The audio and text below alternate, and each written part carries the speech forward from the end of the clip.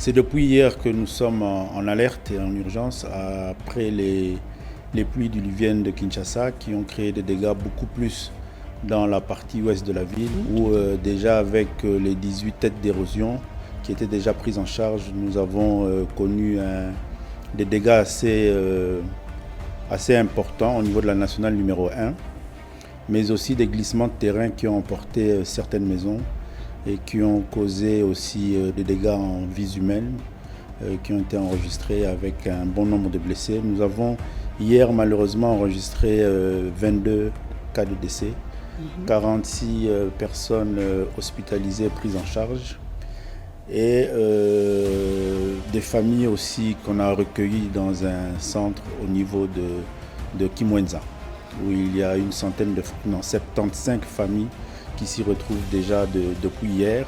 Aujourd'hui, avec les difficultés que nous avons connues au niveau de la partie est de la ville, nous avons déjà identifié 2 sites au niveau de l'Institut Lumumba et à Njili à Kitokimosa, où nous sommes en train d'accueillir les familles sinistrées. Au niveau de l'Institut Lumumba, nous avons déjà identifié 117 familles. Et à Njili, nous avons déjà, ça c'est les chiffres que je vous donne qui ont été actualisés il y a 1 heure. À Njili, nous avons déjà pris en charge 100 familles. Mais les services de sauvetage continuaient à travailler, à recueillir les familles. Il y a malheureusement, ça s'explique d'une certaine façon, il y a malheureusement certaines familles qui ne veulent pas quitter leur lieu d'habitation. Donc nous sommes aussi en train de mettre en place un système de pouvoir les approvisionner dans leur domicile. Mais il faut dire que certains quartiers restent encore fortement inondés. Et la journée d'aujourd'hui, il y a certains quartiers que nous n'avons pas réussi à atteindre. Nous continuons à mener des efforts pour pouvoir parvenir dans toutes les habitations où se trouvent les citoyens congolais. Alors au-delà de ces 3 sites, depuis cet après-midi, nous sommes en train d'aménager au niveau du stade du 20 mai, là où le gouvernement avait eu à aménager certains équipements pour la francophonie. C'est là où nous allons localiser un bon nombre de familles en attendant de pouvoir les relocaliser définitivement.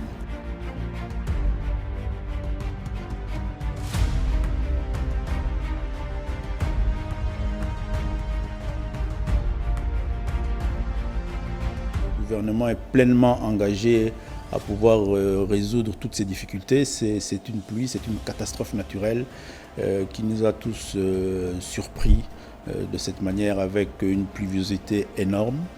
Nous sommes en train de prendre des dispositions pour secourir toutes ces familles. Il est vrai aussi que la météorologie nous annonce une succession de pluies pour les jours à venir. Donc c'est aussi pour moi l'occasion de prévenir toutes nos familles quinoises qui savent qu'ils se trouvent dans un environnement à risque de prendre des dispositions et de suivre tous les messages que le gouvernement et que la ville de Kinshasa donnera dans ce sens pour qu'ensemble nous puissions pouvoir les encadrer et nous rassurer que nous allons préserver les vies humaines.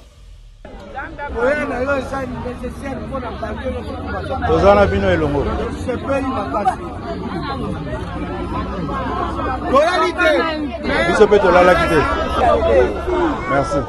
Ok. Faisons ensemble.